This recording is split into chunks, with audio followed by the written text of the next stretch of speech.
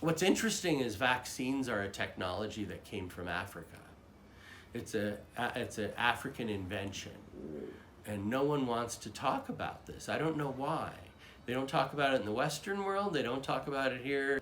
But from what I know from studying history, there was a slave in Boston named Onesimus, and they had a smallpox outbreak. And so he showed them what they did back home in West Africa.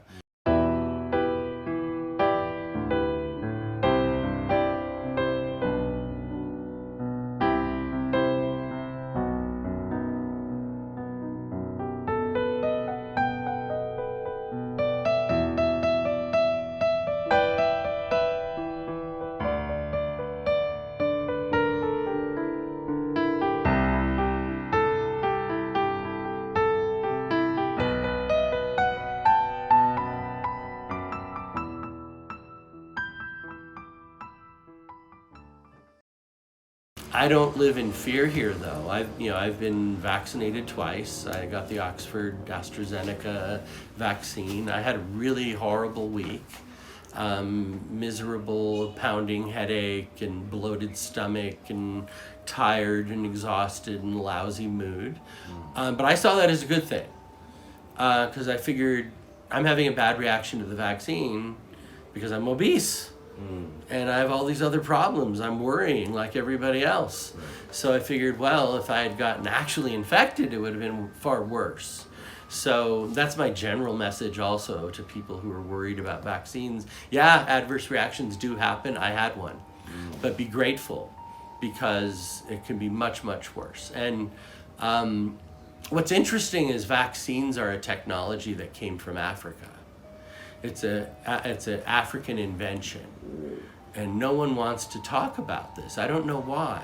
They don't talk about it in the Western world. They don't talk about it here in Uganda. But from what I know from studying history, there was a slave in Boston named Onesimus, and they had a smallpox outbreak.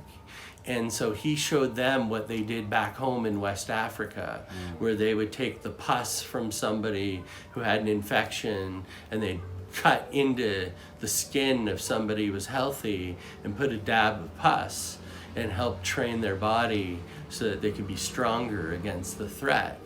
And so it's interesting, right? They developed the technology after that, and they discovered, all the advances that were made in microbiology in the 1700s. But this guy, West African, is the one who brought vaccine technology to America. So I don't know what all that means. If people got issues about not respecting African genius, they need to think again. And if people have low self-esteem or whatever, it's like, be proud, that these technologies came from Africa. And so people have been inventing and cures here for thousands, tens of thousands, millions of, whatever, just forever. People, that's what humans do, right? And this is the cradle of human civilization. Somehow humanity survived all kinds of horrible stuff. And it was the Africans who figured out how to survive it. So, and they used all kinds of things, plants and herbs and whatever, and leaves and barks and roots and flowers and seeds and all that. And they were chemists, right? They were, that's where chemistry was happening with that. And so, there's people like to make this big division between corporate, single molecule science and, folk medicine. And I see a continuum, and I see it here. I've been involved with both. I headed up two different divisions, a pharmaceutical company and a natural products company. And I think they both made relevant products. Unfortunately, the lockdown hit our owners really hard, and the conglomerate shut down, and that's how I lost my job. I was building the most advanced factory for the region up to US FDA and European EMA standards. So hopefully it gets back on its feet somehow. I don't know if they'll bring me back to be involved, but we'll see. But I've been trying to do what I can to raise, to find out what's the appropriate way to deal with stuff. Because you can't just copy and paste Silicon Valley here. It's just a different reality, good and bad. There's positives and negatives, and I see myself as just trying to help be a problem solver and help any way I can, using what means we have at our disposal. And one of the great things that happened here was what the president did.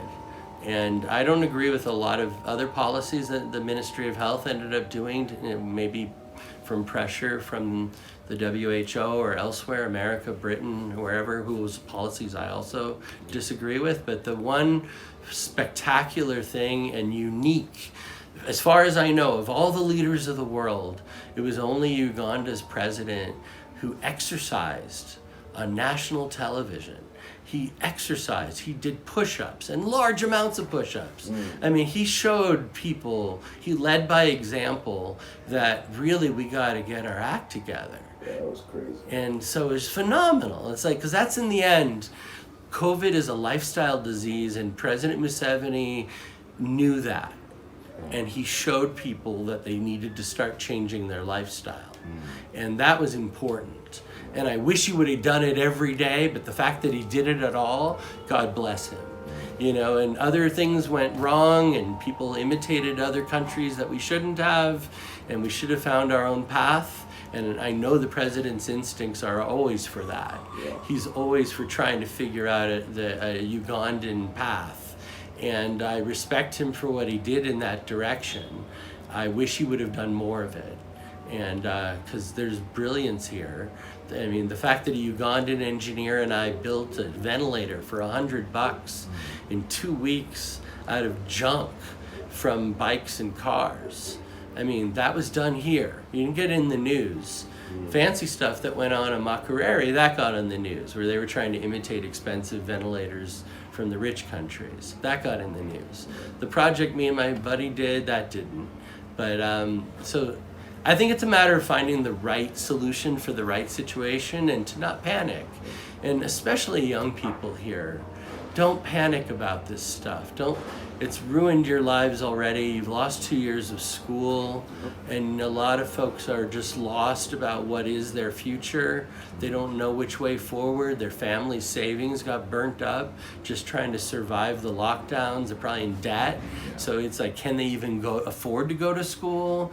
And then should they? Is it worth it? Everybody's asking them these questions. And so we suffered for that. I can't just say me. I mean, I'm talking about especially Ugandans under 40, 90% of the country. And I looked at the government statistics the other day.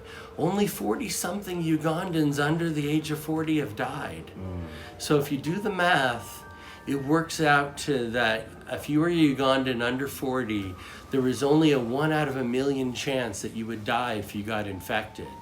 And you had 100 times more likelihood of dying every time you set foot on the Ugandan roads or stuck your ignition in your motorcycle, your boda, or your car. You had 100 times higher likelihood of dying than you did if you got infected from COVID. Why did COVID rank as a killer among all the other killers? Well, it's at the bottom of the list still of the top 20.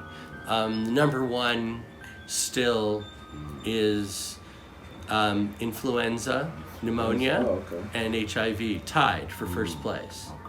And then about 40-something thousand people died of that during this period of influenza, and 40-something thousand people died of HIV. But 3,200 died of COVID so far. And 6,000 people drowned, and I think like 20-something thousand died in road accidents. So it's important to put this into perspective. There's a great website that does this. I highly recommend everybody visit, and I have no connection to it. I just think it's a great website, worldlifehealth.org. expectancy. And then look up Uganda's health profile. And you'll see it does a simulation. It shows how many people died at every day of every month of this whole COVID crisis, of every category of disease. And you can see the age breakdown of the country, and it'll really blow your mind. It'll really help you put your fears in context. Because as I told you before, fear is the #2 biggest killer for COVID, right? So an American president once said, the only thing we have to fear is fear itself. That was Franklin Roosevelt. And I wish Americans were still those kind of people. My mom is, she's of that generation, but they've retired and died as a generation. And so we don't have that strength anymore. Americans are enjoying their fear. And they're enjoying scaring each other to death about vaccines and everything else. And it's like, it's not compassionate. You know, they think they're protecting each other, but it's really a form of, they're really being very mean to each other. And because worrying is really hurting each other. Worrying and then the overeating and everything. So get outside into the sun. The sun is medicine. Walking is medicine, breathing, living. You know, that's how you fight this.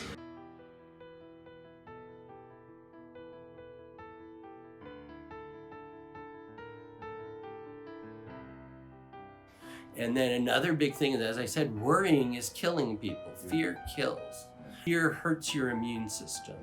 It makes you weaker. Doesn't make you stronger. And then it leads to anger. You use anger to try to collect up your declining strength. This fear that leads to anger, and it just keeps on making you weaker and weaker. And so you got to fight the fear. You got to fight the fear, and I don't know, whatever you got to do to fight it. It's no shame in admitting it. As my mom says, things are dangerous. Scary is how you are choosing to respond to it.